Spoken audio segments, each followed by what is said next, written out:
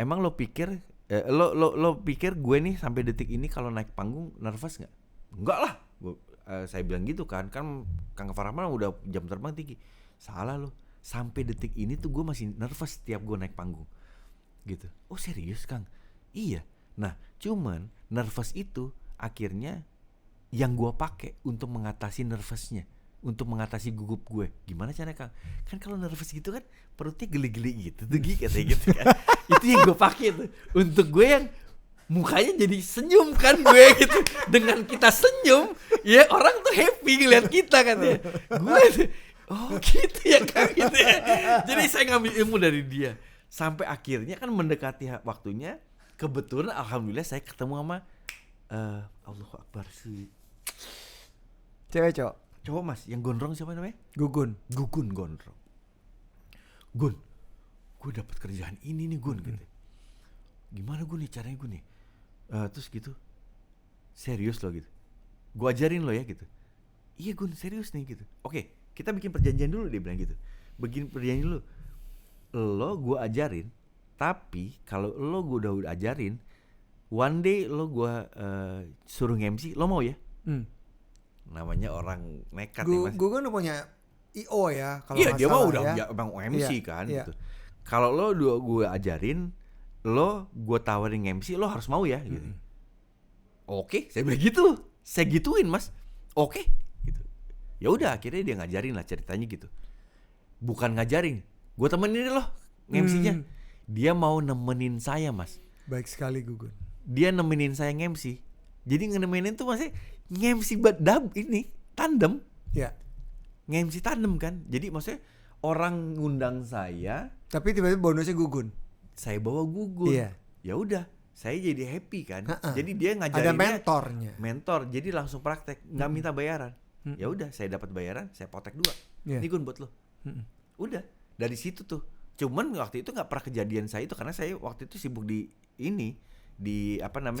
sinetron. Iya. Sampai kakinya dua ya. Iya, jadi saya akhirnya jadi pengagumnya terus tuh untuk MC itu. Cuman saya selalu ngeliatin kalau kayak Gugun nge-MC terus kayak gitu, Taufik Safalas. Saya masih inget Mas, Taufik Safalas waktu nge-MC untuk acara SMA 3. Dia kan ngebanyol gitu ya. Bayangin sekocak dia masih ya namanya anak SMA. Ada aja itu. So lucu loh gitu.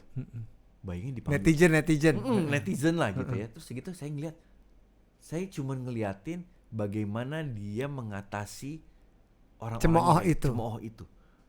Kayak gitu. Jadi saya itu nyerap ilmu-ilmu itu observasi lah gitu. Yeah. Sampailah akhirnya 2004, 2005 saya nge-MC Idol, saya ini, terus saya wedding dan lain sebagainya. Sampailah saya tahun 2009 saya dapat lah itu si Missing Lyric.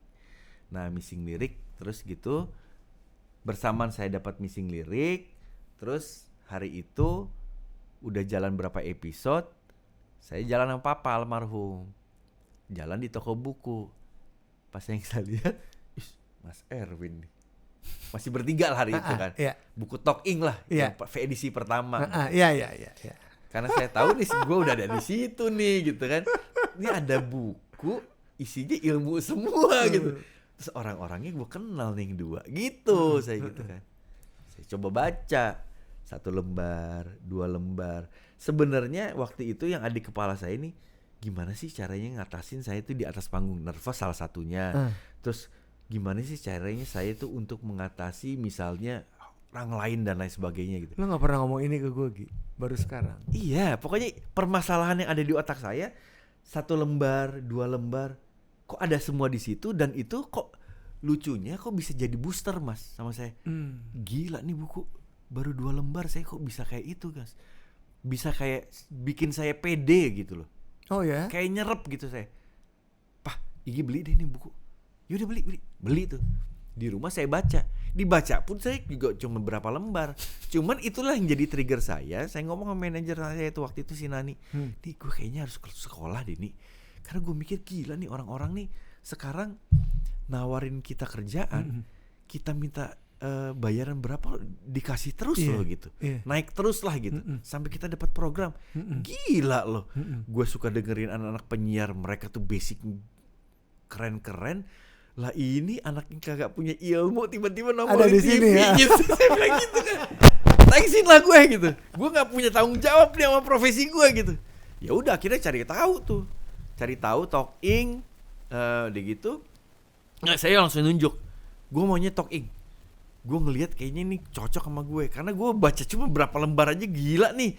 Waktu itu saya ngelihatnya gitu. Udah talking deh. Akhirnya itu saya Kita masuk talking. Kita ketemu tapi ya itu sesuaiin waktunya. Ya. Ya udah saya gitu kan waktu itu kan Ya. private kan. Iya, iya, iya. Iya. Gi, terus gue juga kaget ya. Begitu gue denger tahun 2020 lo kena stroke. Iya. Kok bisa? Apakah lo tidak menjalani hidup healthy lifestyle? Atau apa? Atau stres pemicunya? Sampai bisa gitu. Tahun 2020 tahun 2016 ya tahun 2016 sebenarnya saya waktu itu sempet gabung di kantor teman saya mas. Oke. Nah cuman kantornya kayaknya tidak berjalan dengan bagus lah. Jadi tandanya memang ada persoalan lah kan, jadi tandanya ada persoalan lain kan di kepala saya. Terus ada beberapa persoalan lain di luar itu yang menjadi beban saya. Iya. Tapi namanya laki-laki kan kita kepala rumah tangga ya mas ya. Biasalah ego kita sebagai laki-laki merasa gue harus bisa mengatasi ini. Gitu loh mas. Cuman kayaknya saya tuh terlalu memaksakan. Oke. Padahal di tahun 2020 itu saya ngerasa saya masih lagi sehat-sehatnya mas. Saya tuh bisa naik sepeda itu tuh 75 kilo hari itu. Wow. Bahkan 100 kilo saya pakai sepeda lipat di Bali. Gila. Sehat saya mas. Physically kuat ya. Alhamdulillah saya nggak ngerasa. Jadi saya lebih ke stres pemicunya. Saya tapi gini, memang saya ada darah tinggi dan belakangan saya baru tahu saya waktu itu punya berdarah kental.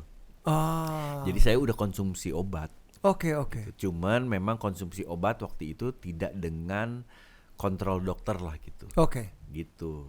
Cuman kayak saya memaintain pikiran aja gitu loh, tapi tidak dikeluarin.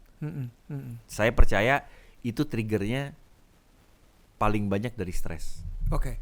Dan Pikiran. 2 bulan 3 bulan akhirnya sembuh ya Gi? 2 bulan mas, 2 alhamdulillah. bulan sembuh ya. Saya klaim 1,5 bulan. Oke. Karena di 2 bulan saya ngambil kerjaan live. Alhamdulillah udah bisa ngambil kerjaan live.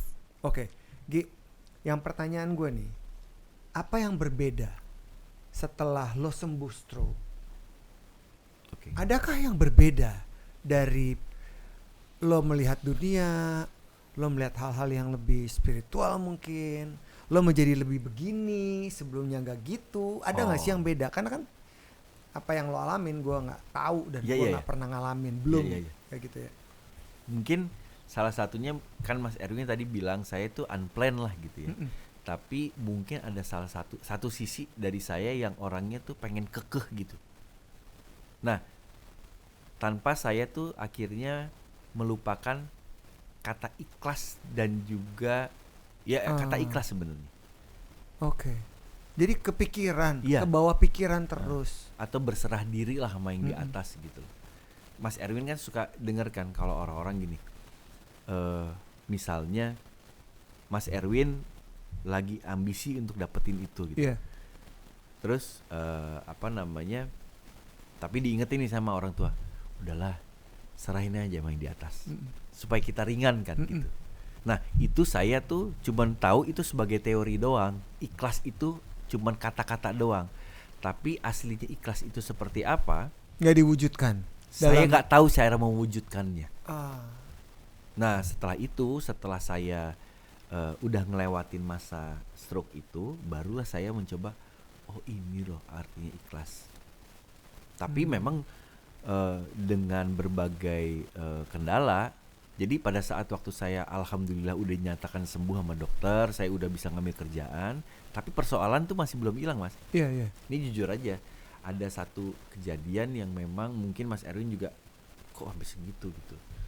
Aset saya hilang hari itu, tapi saya nggak ngerasa gimana karena saya waktu itu udah bisa ngelewatin, saya udah bisa tahu caranya. Oh begini loh, berserah diri. Oh udah ikhlasin aja deh gitu. Saya ngelewatin perjalanan itu loh mas. Karena kejadiannya itu juga lebih ke spiritual ya. Jadi pada saat waktu saya nunggu keputusan itu, saya lagi syuting sama Gio tuh di Bali. Pretty Little Liars Pretty Little kedua. Liars yang kedua. Nah, itu saya di Bali sendiri di kamar, saya sholat asar. Dan itu lagi COVID, lagi mengeri. Lagi COVID. Itu lagi Delta ya. Ya, itu pokoknya momen yang paling saya nggak menyenangkan tuh di Bali. Nggak pernah saya nggak happy di Bali. Tapi saat itu saya nggak happy di Bali. Jadi karena saya lagi nunggu keputusan, Mas. Gitu. Dan lagi syuting juga Dari gitu. syuting juga gitu. Dan suasana juga menegangkan. Iya, mencekam. Iya. Keluarga saya di Jakarta itu baru sembuh dari COVID, pemulihan dari COVID, Mas. Gitu. Terus gitu. Nah, cuman saya waktu itu dapat rezeki setelah sholat asar, tiba-tiba baru selesai. Cuman beda nggak nyampe sejam rasanya, Mas, karena dari asar ke maghrib kan sebenarnya deket gitu. Cuman sebelum maghrib kurang lebih jam 5 saya dapat telepon, Pak, approve ya. Itu loh langsung, Mas, lega tuh. Oh gila ya, ternyata artinya ikhlas itu sama Allah, berserah diri sama Allah tuh nggak gampang ya gitu.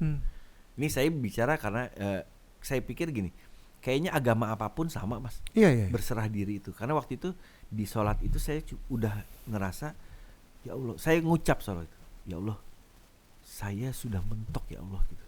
Saya nggak bisa saya udah nggak, kayak rasanya saya tidak mampu lagi untuk melakukan sesuatu. Kayaknya semua usaha saya udah coba. Terus saya ucap gini, Mas, ya Allah, saya serahkan semua titipanmu ya Allah. Apa yang saya punya, entah itu materi dan anak-anak maupun istri saya, dan juga orang tua saya waktu itu, mama masih ada. Karena saya tahu, saya sadar mereka itu juga titipan darimu. Jadi saya serahkan ya Allah kepadamu ya Allah. Sampai segitunya, Mas. Saya udah nggak sanggup ya Allah, saya bilang gitu. Saya nangis, Mas. Di sujud saya itu saya nangis. Saya udah ngelepasin ya Allah. Semua deh saya lepasin semua. Saya udah mentok. Saya ikhlas ya Allah, saya ikhlas gitu. Alhamdulillah. Ya maksudnya gini, saya itu bukan orang yang taat, Mas, ibadah. Tapi di situ saya dapat, menurut saya dapat pertolongan gitu. Masya Allah tuh, nggak beda, cuman beda sekian jam gitu, tiba-tiba datang itu, Mas, rezeki itu tuh.